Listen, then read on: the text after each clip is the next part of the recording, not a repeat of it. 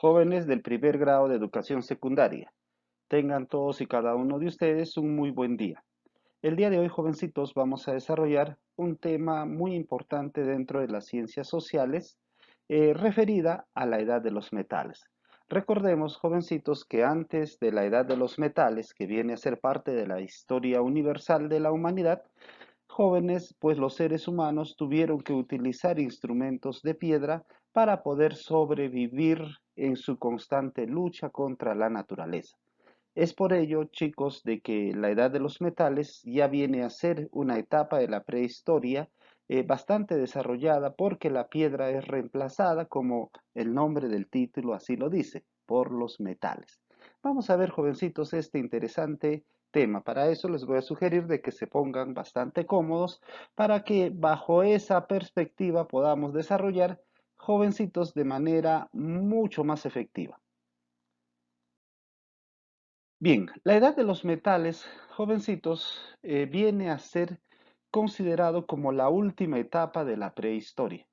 Ustedes recordarán que en clases anteriores hablábamos acerca de la edad de piedra, pues la edad de los metales abarca desde hace más o menos 3500 años antes de Cristo, antes de nuestra era, ¿no? Que vendría a ser la etapa en donde el ser humano comenzó a usar pues los metales.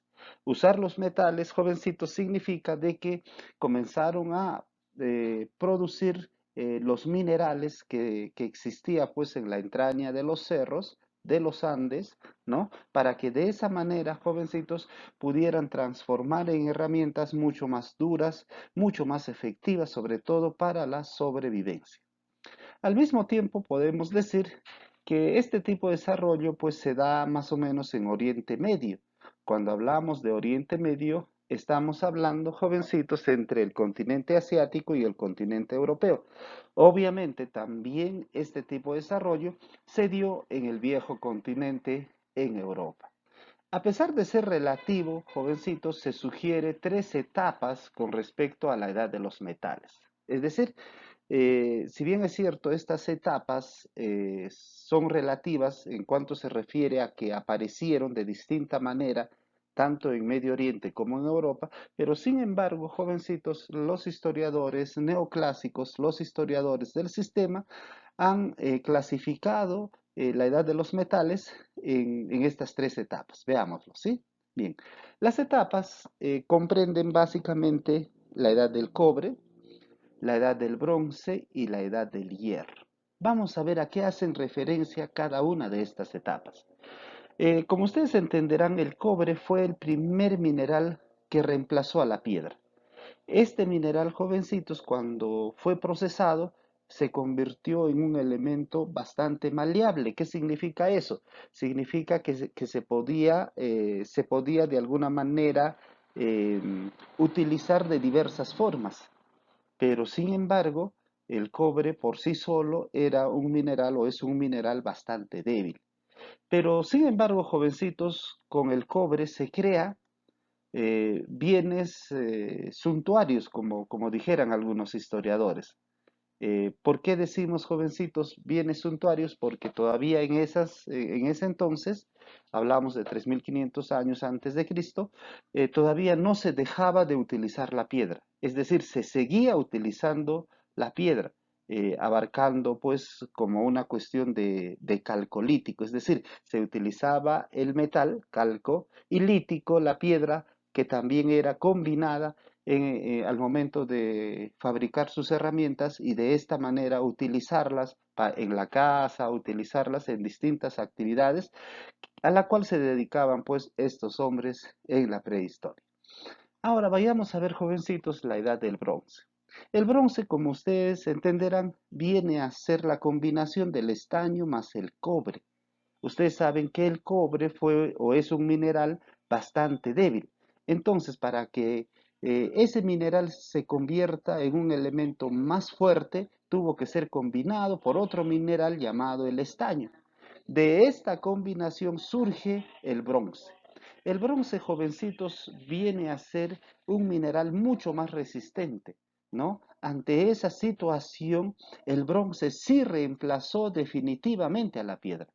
Mientras que el cobre, jovencitos, por el hecho de que era muy débil, era muy maleable, es decir, simplemente se movía de acá para allá, entonces esta no podía reemplazar al 100% la piedra. Pero el bronce, sí, jovencitos, como era un elemento mucho más resistente, como era un elemento más maleable, de esta manera supo reemplazar a la piedra. A partir de la edad de bronce, podríamos decir que este ser humano se fue olvidando poco a poco de la piedra como instrumento y de esta manera fue utilizando simplemente el bronce. De la misma forma, jovencitos, luego se da la edad del hierro, que el hierro fue pues un descubrimiento posterior, se descubre posterior al bronce y al cobre. Para poder conseguir el hierro, jovencitos, el ser humano tuvo que desarrollar mejor su técnica. Es decir, su forjado, en otras palabras, para poder conseguir la ductibilidad o la dureza del hierro, esto tuvo que pasar por un forjado complejo. ¿Qué significa un forjado complejo? Eso significa pues que el ser humano en esta etapa de su historia tuvo que realizar combinaciones bastante difíciles, bastante complejas. Ante esa situación, jovencitos, el hierro reemplaza definitivamente al bronce. De esa manera, cuando el ser humano pues comienza a utilizar al hierro, entonces podemos decir de que ya no estamos hablando de un ser humano primitivo común y corriente, sino que este ser humano poco a poco llegó pues a sofisticar sus instrumentos, sus armas, sus herramientas para que de esa manera jovencitos tenga una vida más cómoda, mucho más confortable.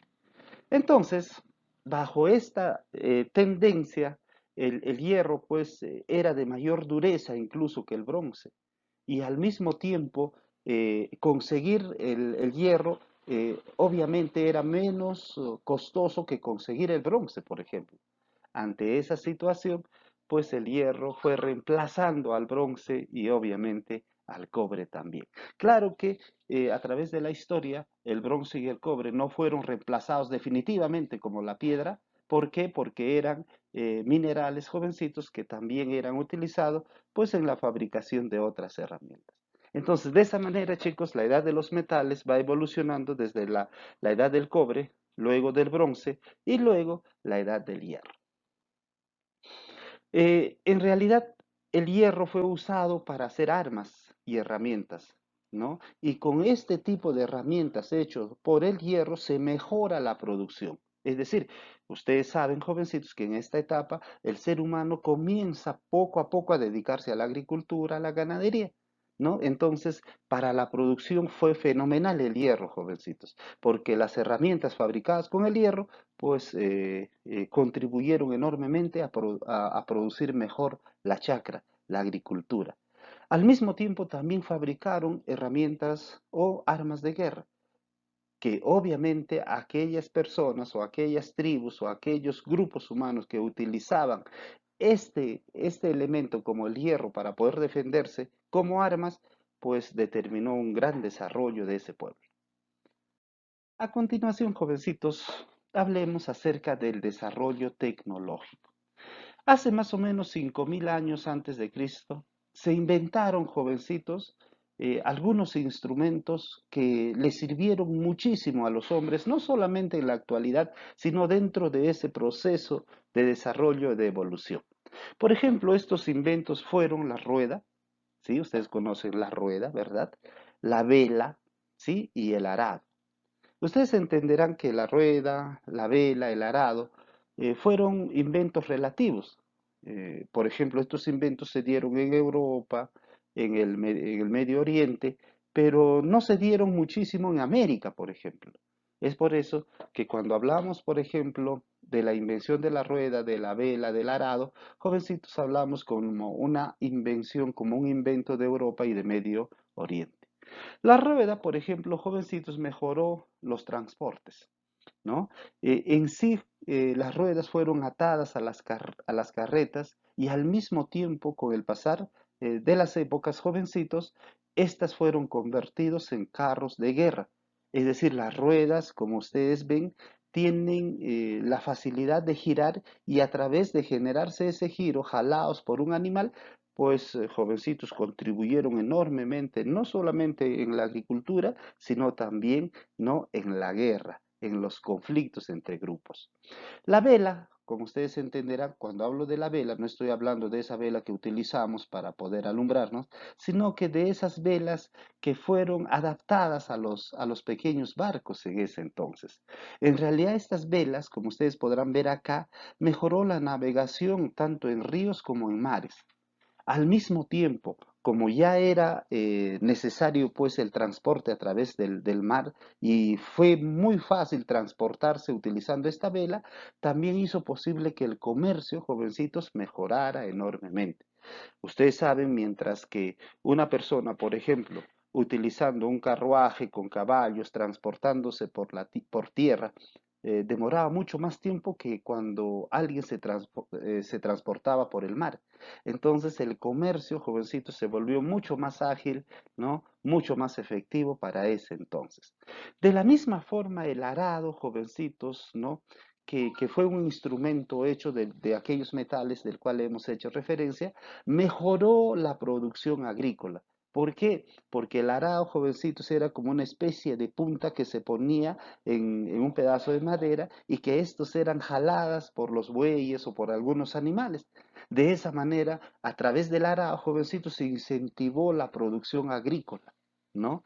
Al mismo tiempo, este hecho incentivó que los regadíos, por ejemplo, para poder mantener a las chacras dotadas de agua, y al mismo tiempo, jovencitos, la tecnología del arado también hizo de que se fabricaran canales como medios de producción importantísimos dentro de la agricultura. Por ejemplo, los egipcios jovencitos fueron quienes incentivaron enormemente a través del arado, pues incentivaron enormemente la agricultura. Entonces, de esa manera, jovencitos, se dio el desarrollo tecnológico hace 5000 años antes de Cristo. Ahora vayamos a ver la revolución urbana. Ustedes han visto con todos los inventos que hemos visto, pues obviamente el hombre evolucionó, se desarrolló más.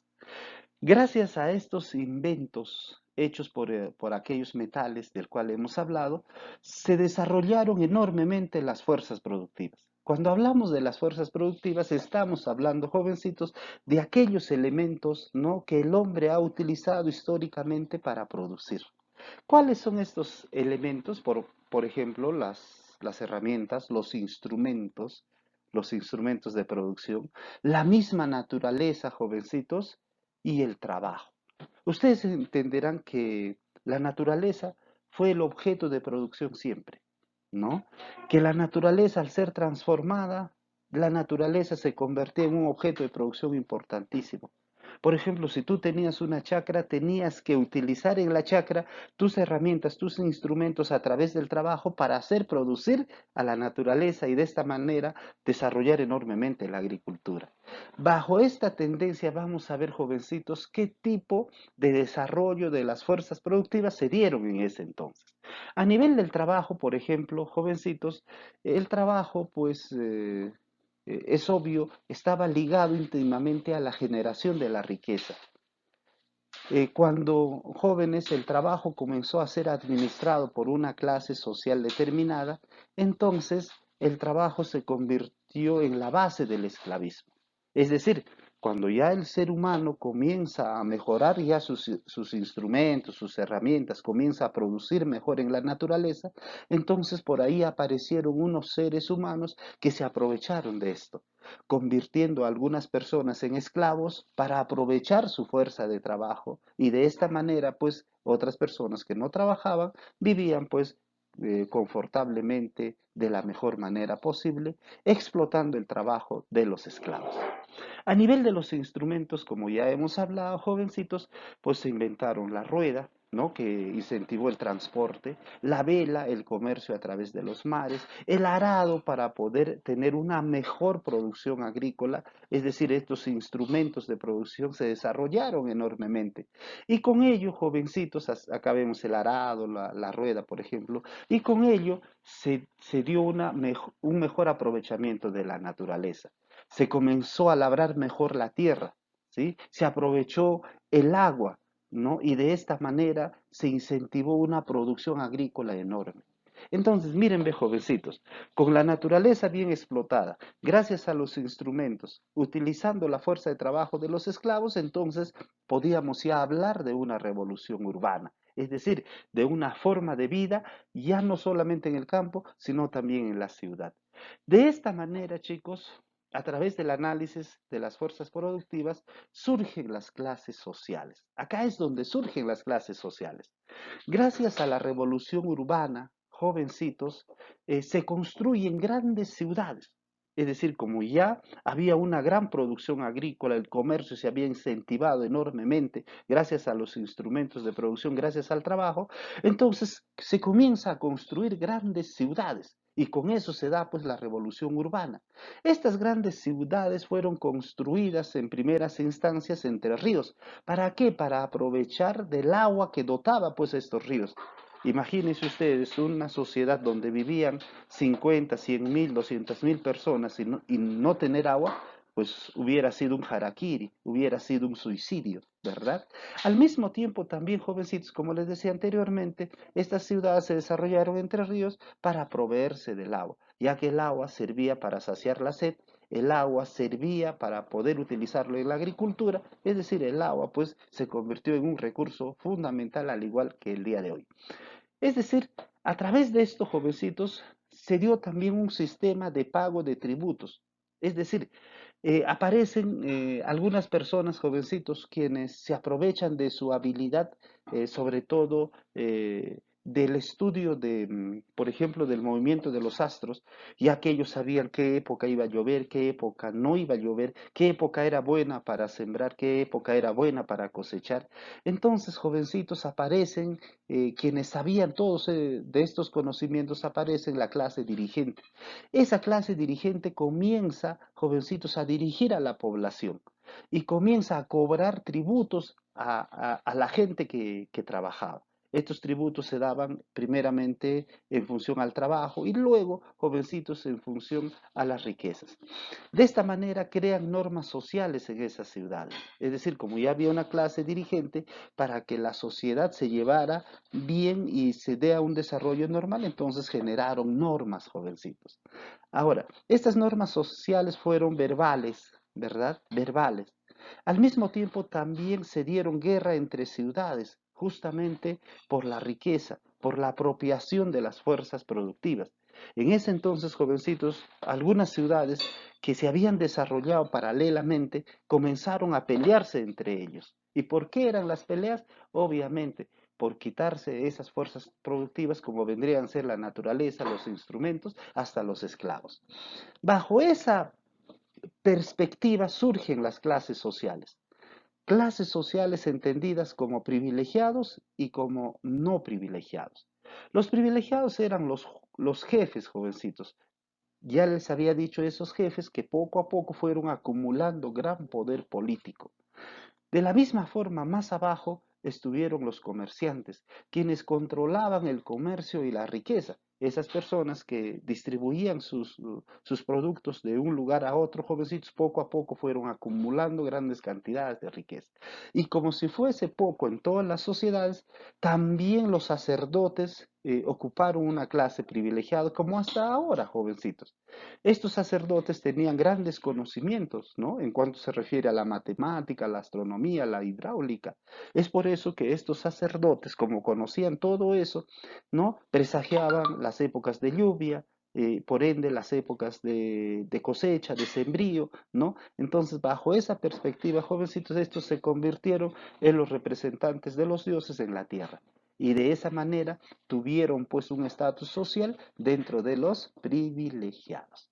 Así como hubieron privilegiados, también hubieron no privilegiados, es decir, los pobres, quienes eran pues los trabajadores libres, quienes se dedicaban a la agricultura, a la pesca, no se dedicaban a la ganadería, estos eran de la clase no privilegiada. Y más abajo, Como es de suponer, jovencitos, aparecieron también los esclavos.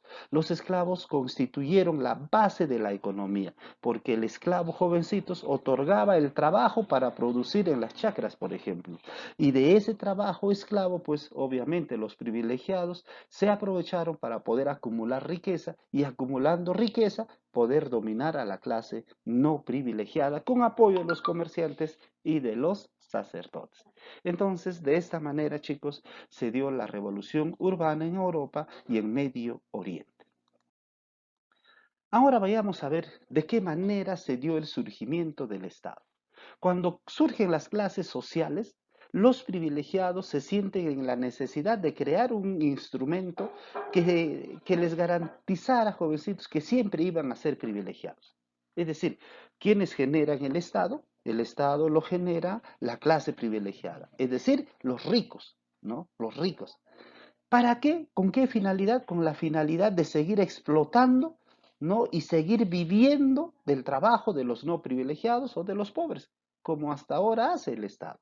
En la actualidad, por ejemplo, aquel que es parte del Estado, por lo general, jovencitos se dan la gran vida, tienen una vida lujosa, ganan grandes cantidades de dinero, mientras la clase, el pueblo, los no privilegiados, vivimos en la pobreza, ¿no? Tenemos que trabajar para ellos. Bajo esta perspectiva, jovencitos, los privilegiados crean el Estado. ¿Para qué crean el Estado? Para perpetuar el poder sobre los no privilegiados. Es decir, los ricos crean el Estado. ¿Para qué? Para dominar a los pobres, ¿no? En otras palabras. Entonces, el Estado, jovencito, se convierte en un instrumento, ¿no? Que al mismo tiempo va acumulando ciertos poderes, ¿sí? Estos poderes, jovencitos, se mantienen en las manos de la burocracia, es decir, en las manos de los jefes militares, en las manos de los sacerdotes, en las manos de los comerciantes, ¿no? De jefes, como se dice acá, o familias poderosas. Luego este poder fue hereditario, porque en ningún momento el pueblo participaba para elegir a sus gobernantes. Todavía no existía la democracia. Es decir, los gobernantes simplemente iban dejando como herencia a sus hijos a través de la historia. Por lo tanto, el Estado manda. El Estado viene a ser la fuerza superior, la que debe de obedecer cualquier persona. Y las primeras formas de gobierno fueron gobiernos monárquicos. ¿Qué significa esto? Quienes gobernaron fueron los reyes, ¿no? Fueron los reyes. De esta misma forma, el Estado, jovencito, se encarga de administrar la riqueza que generaba el pueblo, ¿sí? Quedándose una gran parte de la riqueza.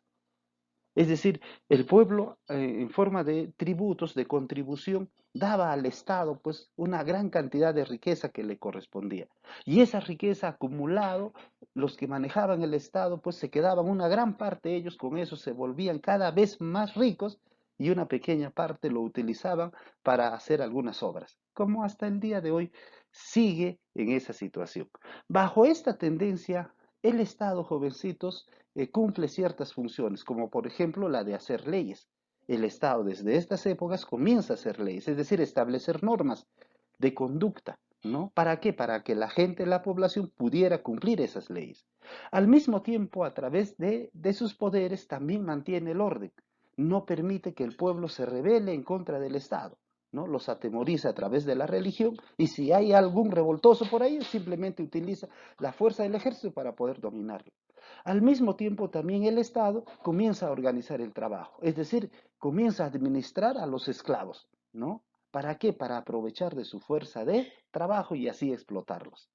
Al mismo tiempo, también esas leyes que hacen jovencitos las comienzan a hacer cumplir, porque por gusto sería que el Estado genere leyes si no se cumpliera. Entonces, el Estado garantiza el cumplimiento de esas leyes. Al mismo tiempo, también en muchos casos protege el Estado a la población. Esto creo que es la parte positiva del Estado.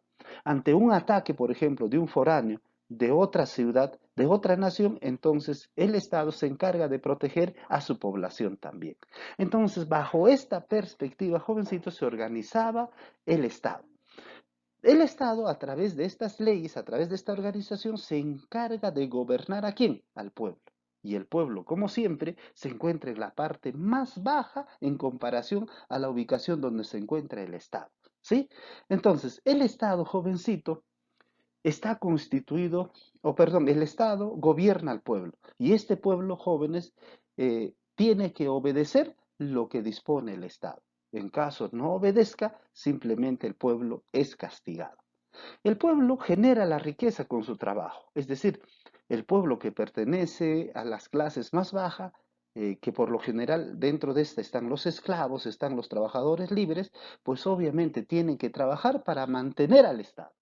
Pero jovencitos, ¿ustedes creen que el Estado se va a sostener solito en la parte más alta de la estructura de la sociedad? No. Para que el Estado se mantenga en la parte más alta y pueda dominar y gobernar al pueblo, jovencitos, estos tienen que utilizar dos columnas. Una columna acá que viene a ser la fuerza ideológica, que si bien es cierto el Estado utilizó a la religión como fuerza ideológica para dominar al pueblo, para que a través de muchos conceptos, por ejemplo, como pecado, como infierno, ¿no? A través de los conceptos, por ejemplo, como la gloria de Dios, etcétera, pues obviamente el Estado utiliza la religión para dominar psicológicamente al pueblo. Y si alguien del pueblo se escapa a la dominación ideológica, pues ¿quién actúa? El ejército.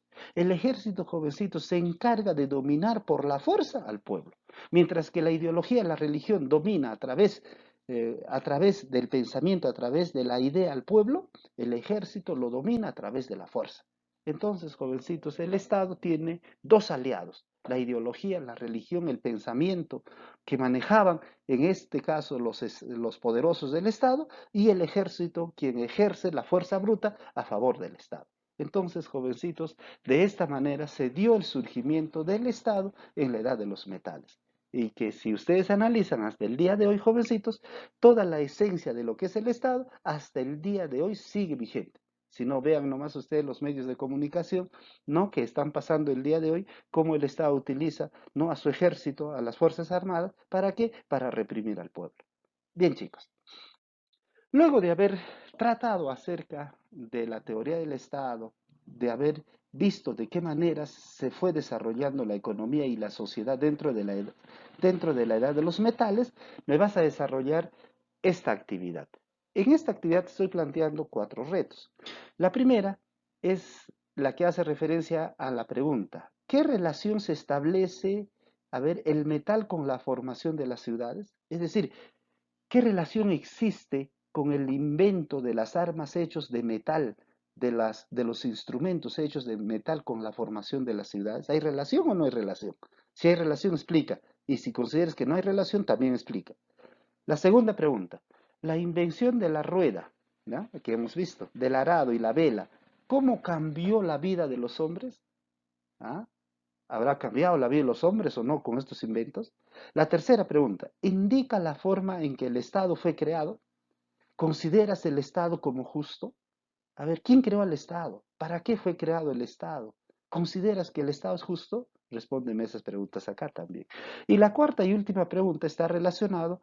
¿Estás de acuerdo con el Estado que trata mal al pueblo? Explica, ¿no? Entonces, jovencitos, yo sé que con toda esta explicación que yo les he hecho a través de este material, ustedes van a estar en la capacidad de resolver esta actividad que les estoy planteando.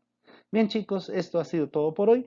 Nos estamos viendo en la próxima actividad que seguramente va a ser la próxima semana. Cuídense, chicos.